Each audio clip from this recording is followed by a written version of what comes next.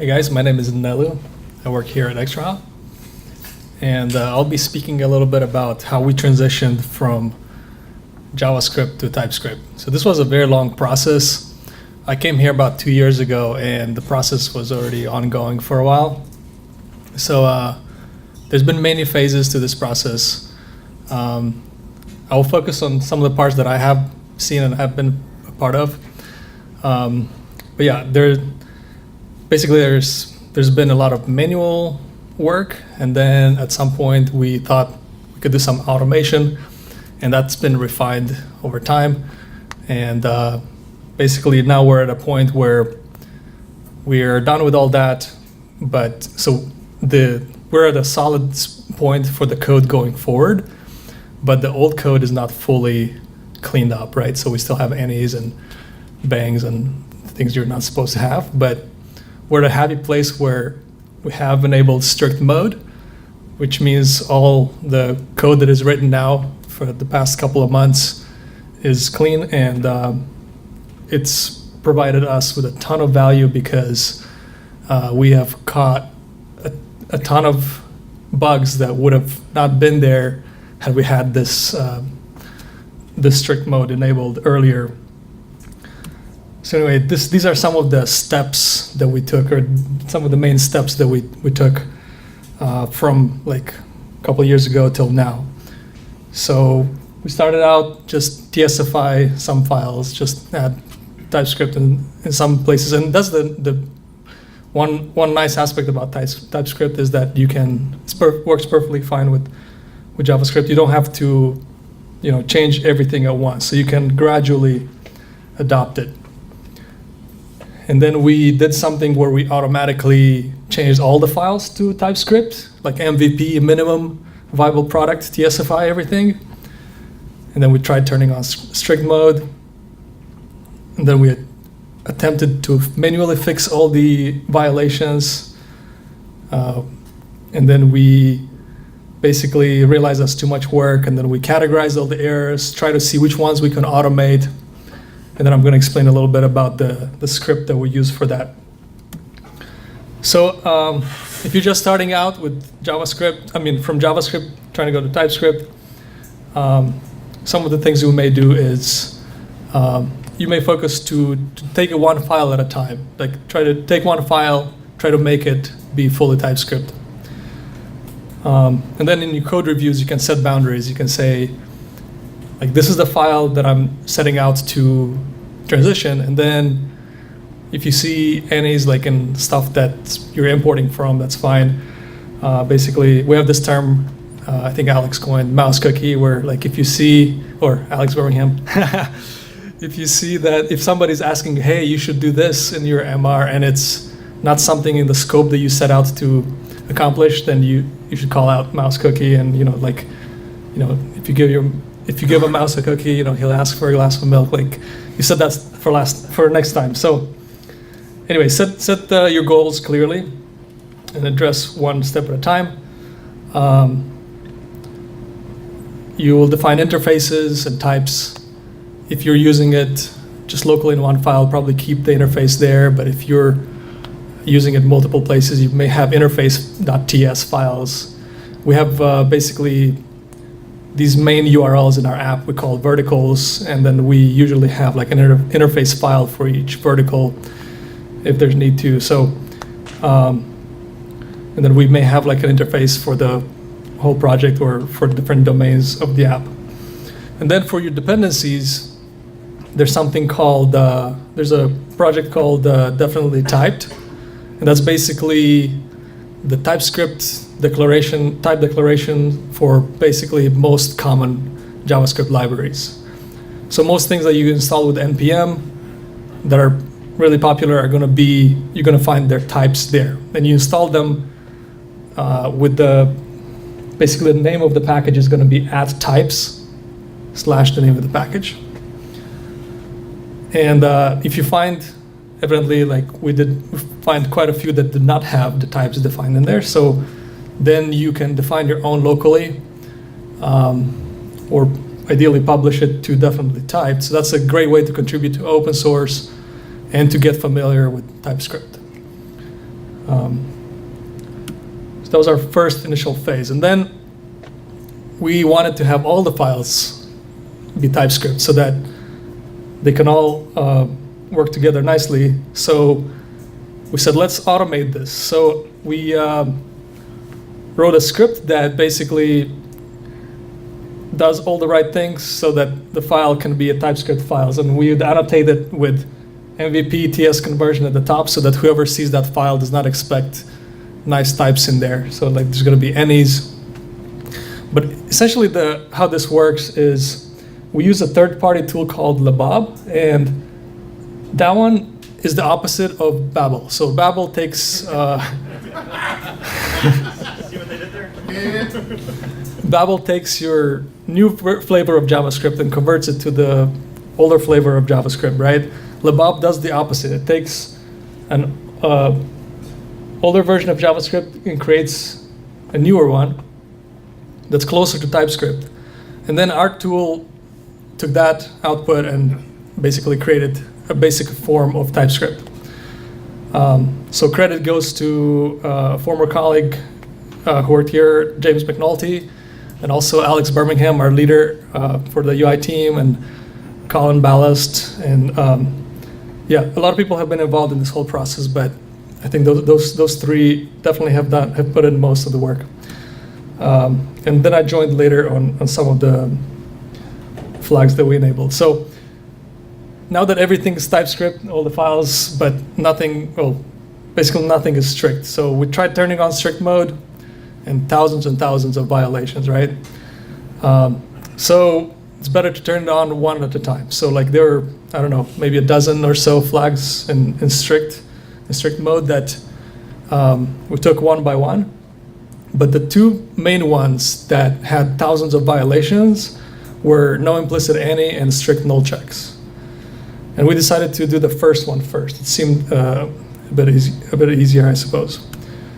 But first, we tried to manually fix all those violations. And I think this slide applies to the strict null checks. But essentially, Alex Birmingham, our leader, would. How big of a code base were you working with, Nelu? Yeah, anybody know like how many files or lines of code we have in our UI? 400 or 500? Half million? Say like 500,000. Yeah, it's like 500,000. There you go. So 500,000, I'm going to say it in the mic. So yeah, quite a massive code base. And now keep in mind, like we're also in the transition from Angular to React, and we also have some of the UI in Flash. So our UI has gone through several transitions, and most of them are still in progress. So and then we have the transition from JavaScript to TypeScript. So we have a lot of stuff that it's a lot to ask of a new developer to know all those things, but it's nice because we have come up with the creative solutions and have all these issues have made us better developers in the end. But what this shows here is at one point Alex would report like we had this many of this type of TypeScript violations, and we had 1,300 of strict null check violations. And then a couple weeks later, we had more than we started with. So like while we were manually fixing things, right? So it showed that we cannot keep up with it. Like we either have to, like the whole team, full-time manually fix these things, or we have to come up with an automation tool. So basically all this, from the strict null check category, there were different types of actual TS code, violation codes. And then we categorized all of those. And this, Alex Birmingham wrote this command to create a spreadsheet like this with all the violations, the location in the code, and the message that you get. So basically his idea was, why don't we look at each error code and we can find some way to parse the code and insert bangs essentially, or something else that would fix that error. So if you're not familiar, basically, so no implicit any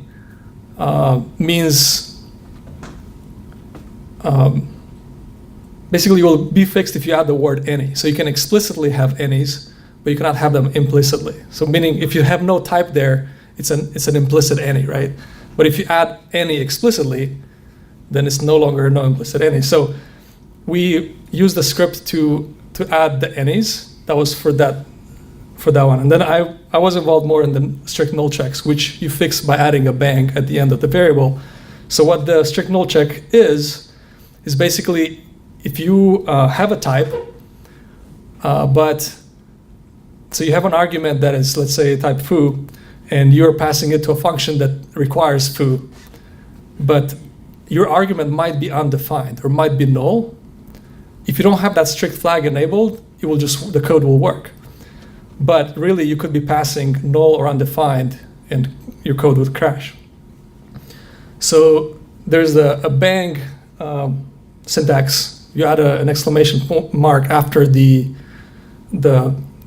variable, and then you're basically promising to TypeScript, hey, I promise this is not undefined, this is not null, I promise there's a value. So basically a hack to have it keep working. So essentially our automated script added bangs to all these violations, the ones that could be fixed automatically. I'm going to pause here. There was a question. So I was just curious about the previous spreadsheet. Those are just errors that you guys got when you enabled strict checks, right? Those weren't just like all TypeScript errors in general? Right. Okay. Yeah, so like just for the strict null checks, there were like 1,400. And yeah, fixing them manually. We thought, hey, 1,000 is manageable. We tried it manually, but they just kept growing as we were working on features. And this is not the whole spreadsheet, by the way. This goes for hundreds and hundreds of errors. So automated fixes. What we used, let me go back real quick to this slide. So we used TSC, which is the TypeScript compiler, and you can use it in Node.js, and you give it your code, your JavaScript code, or your TypeScript code, and it's gonna tell you all these diagnostics, all these TypeScript violations. They're gonna come in a format of this diagnostic type that has the location in the code where that is, and a message, an error code. So we basically our tool is Node.js code that uses the TypeScript compiler and takes each one of those and tries to insert what's called a code edit. So this is from the TypeScript definitions, but code edit, you're taking the diagnostic, which has a start, tells you the line number and what column it's at, and the text. And then you can insert at that location, you can insert an edit. So you can say, that location, this is the new text that I want to insert in there. So with this method, with basically adding bangs, we were able to fix about half of the errors. And then we, of course, still had to do a lot of manual stuff, but there were ones that you could easier assign to people because there were fewer of the remaining types. So I guess I'm going to close with an example of how we did one of those. So let's take the error code TS2345, and that's an error that reads argument of type something is not assignable to parameter of type something else because the property is missing. So what that means in this case, we go in this is a generic, not a generic, but this is a more common error you'd get. Let's say if you're trying to assign a number to a string, or not, maybe more an actual object, you would get this error. But this error is also very common for the strict null check cases, and I'm going to explain how that is. I'm going to make the font bigger so you guys can see.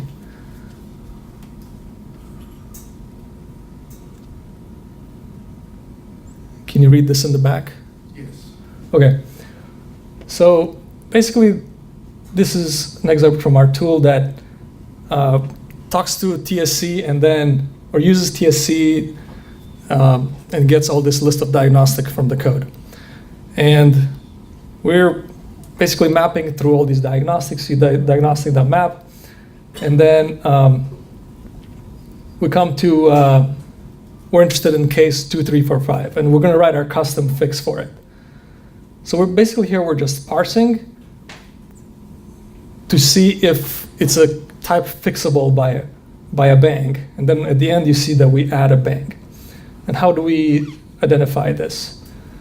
So this here, we're just getting the stuff that's in quotes. You notice in the previous slide, I had quotes around the types, right? So we get what's in quotes. And then basically there's going to be 2 types. You saw the first type and the second type.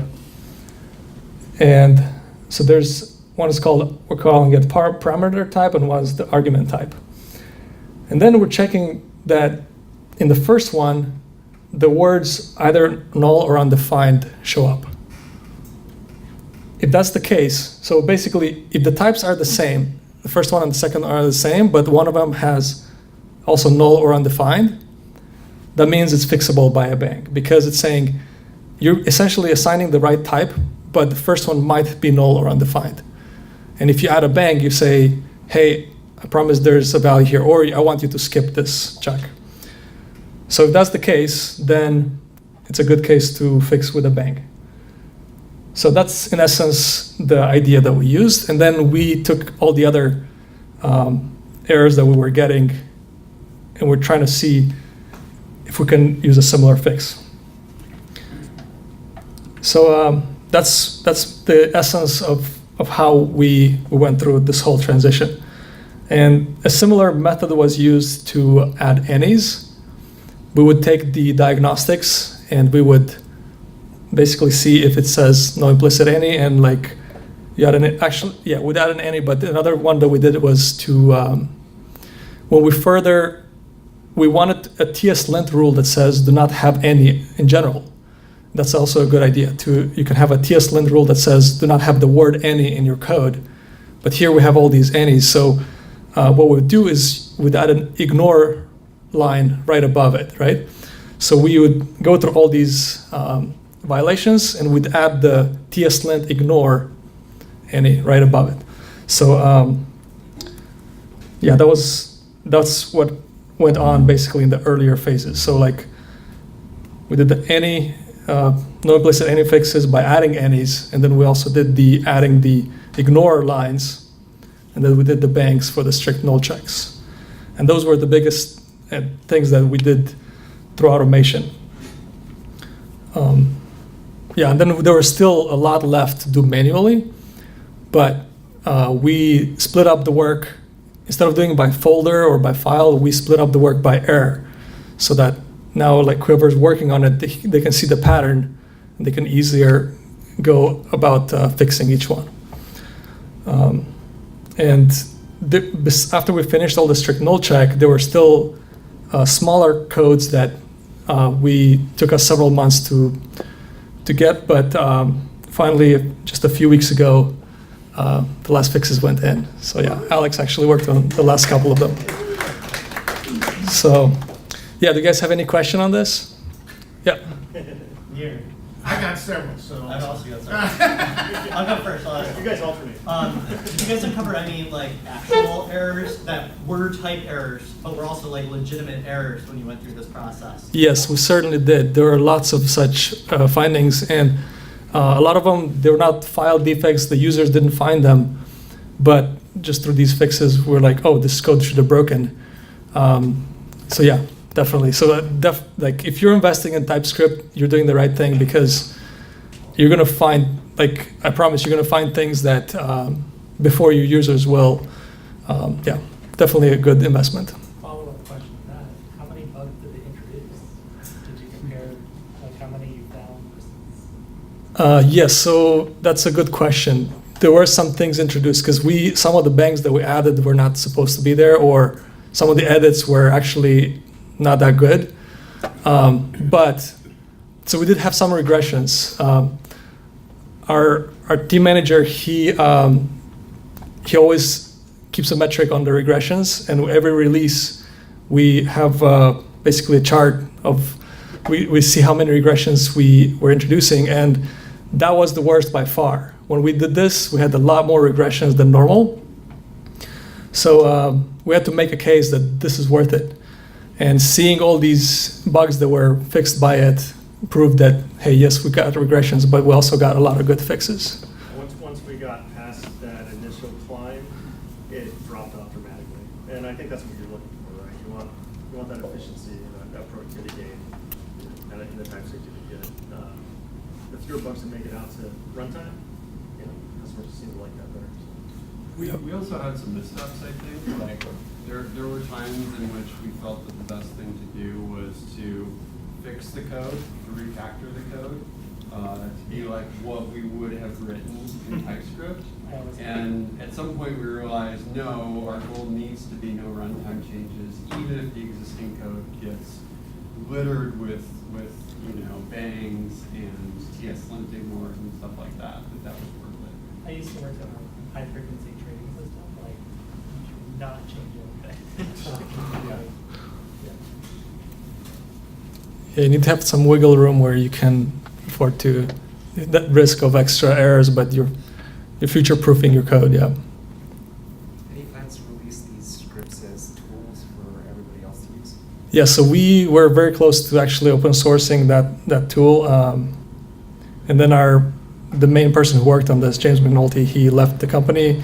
He still wanted us to continue the effort to open source, but we were caught up in the release, and the code was written like really fast because we were trying to, anyway, it was not in a good state to open source at the time, but it's something we're considering. If there's interest in it, we're considering open sourcing it if it brings value to other people.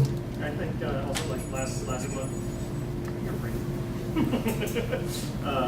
last month I think Ted gave his talk, so we just open sourced what he did as well. And I think that was the remote data thing? Yeah, that so, was cool. So that's out there. Now we open source the React. The hooks. No, it's Data like suspense? yeah, it's a React component and utilities for remote data. Yeah. So if we've done that, if this one is one that is we want to revisit and make it publicly consumable before we do.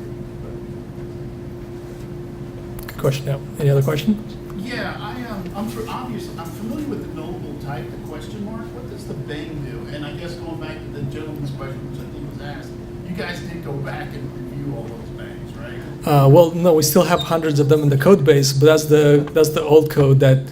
So basically, when we go and touch a file, we try to fix it up to remove bangs and annies, but it's not a huge priority. That we're happy that the code going forward is. I could be mixing this up with Swift, but I think it's, you're trying to access a bit, when you're saying you're acknowledging, hey, this might be null. I know it's safe, don't worry. Or, Is that is that what the thing is? Yeah. Yeah, could you show us the like just mark means it could be nullable? Yeah, so Alex suggests we should use the playground to see what happens. So if we make one of these or undefined, for example, Oh, yeah, that how do you see the errors? Go to options and check all the Thank you. So I added or undefined here. Is that a good example? No, that undefined would still be fine here. Try to like this Oh. greeting dot split or something. Where at? Oh, here? Or maybe in greet. Hello close this dot greeting dot split. So message right now, message is string. So we know that it's not. Yeah. Or what if it didn't, what I was saying was that it's strictly. Like it- Yeah, so this is an example. I'm calling, so greeting is a string, and strings have split, right? You can split them by another string that could be in the string. So, but if I added undefined, which something coming in could be undefined, and then it's complaining about greeting. It says, this could be undefined, which undefined does not have the method split on it. And then if you add a bang, the error goes away because you're saying the bang means I promise there's going to be a value that's not undefined or null. All right. Thank you. Mhm. Cool. A lot of really excited code. So you might have answered this already, maybe in the beginning. Why didn't you just leave everything as JavaScript and then just use TypeScript going forward? Yeah, so the reason is when you're importing from TypeScript will complain. It'll say there's no definition for this. So like also when you use third-party libraries that don't have types defined, TypeScript will say I did not find a definition for this class. So you can define it even with all any's in it, and then TypeScript is happy because it knows what to look at. Is that the right answer? Can somebody correct me on this? Or We also just kind of wanted to have the option to just go into that file and add a little bit of types. yes. To improve it as we worked on something else, or we just wanted to make a cutover where we're saying from now on, we're enforcing everything. Even if we had a lot of exceptions in the code, any new code you wrote, you either have to put in an exception explicitly, which pass code review, or do it. We also started the migration process a long time ago. There are things like project references that exist, and now there's a compiler flag for allow.js, and frankly, I don't remember exactly what that does, but we started this process a while ago, and so, this seems necessary at the time, it might be less necessary now. It's also a general purpose TSify suppression comment now for exactly migrations like this. Yeah, that was something that we Googled for a lot. One more thing that we were hoping for, we no longer need it as of a few weeks ago, but was like a per error TSify? Yeah. Yeah, I know. Yeah. Is that still an The old one we thing? have right now is not per error, it'll just suppress everything. I see. A per error one would rely on linters and other tools, that's for sure. We do have this problem though where we don't actually, while error codes are generally stable, we don't intentionally change them. We don't consider them stable because we're perfectly willing to change the error that's issued for something to a different message with a different code if it's more clear. And so that means that we break all of the suppressions you write anytime that we changed an error. And so like we struggle with the concept of yes, we want you to be able to suppress individual errors, but at the same time we don't have a stable way to reference a specific error. And so we've talked about adding like short names for specific categories of errors like you have for linter errors. But going through and categorizing all of our messages there's a lot of them. You seem to be an authority. Yes. Oh yeah, for anyone who hasn't run into Wesley, this is Wesley. He works on the TypeScript team. Yeah, welcome. Thank you for your amazing work. So I'm curious about how the work was broken down for this migration. In other words, was it like, because you said long time, so I imagine multiple developers Mhm. doing this kind of on the side. Mhm. Is it like every other backlog or certain people tasked with upgrading to TypeScript, or like how do you guys divide that work? Yeah, so every code review had to have types, right? When the company decided to adopt TypeScript, then all the new code we wrote had to have types. So that's the main thing. So everybody was writing TypeScript from day one. But then the process of transitioning the old code, because we wanted to enable all these flags and like to make everything TypeScript. So that task was done, when we decided to do it automatically through scripts, then that's when we assigned a few people to do that. I'm not sure how other companies do their kind of release cycles or whatever, but we release quarterly because we do firmware and not everybody wants to upgrade all the time. But we do also 2-week sprints. And so we typically have 3 feature sprints or so. Before the feature sprints start, we do a sprint 0, which is tech debt. Oh, okay. And so we kind of build our tech debt kind of backlog. And then I think, Alex, it was bounty tickets we were kind of doing for a lot of these. So we had this fancy spreadsheet of what to go after, and we just kind of put that straight into Jira. And then we just started farming them out as we had time. Or if you were touching a piece of code, like Nelu was saying, that it made sense to go after these, then we would. Okay. Thank you. Mhm. Just to tack on to that, like, did you try to do any dependency analysis and go all the way down to like the bottommost leaf and, you know, basically declare your types to anywhere that didn't depend on anything else and then build up from there? So you start with like the bottommost types and then every other type that refers to that, you know, you build up the whole tree. That's a good idea. Yeah. I think when we're doing manual fixes, we'd start from the top where these are the things I need. I'm gonna go and add the types, and then for the third-party dependencies that we had, I guess those we didn't worry as much about because there's a good chance. Yeah. I mean, I think for at least one of them, maybe I don't know if we actually submitted pull requests to the definitely type library, but we have okay. But some of them we just added any's, hoping that somebody would submit the types when if we're pressed by time. But yeah, we definitely we didn't go like all the way in. We just didn't have the time. But yeah, that would be a nice thing to do to make sure at every level you have the right types. We're also using Angular 1.x, which makes it difficult to introduce type safety across the components or directives. Yeah, because of scope, right? Or I know. Yeah. I think that we just set it against 2 and went to React. We actually started writing TypeScript because we thought we were going to go to Angular too. And then we don't want to stop that. all right, thank you everyone.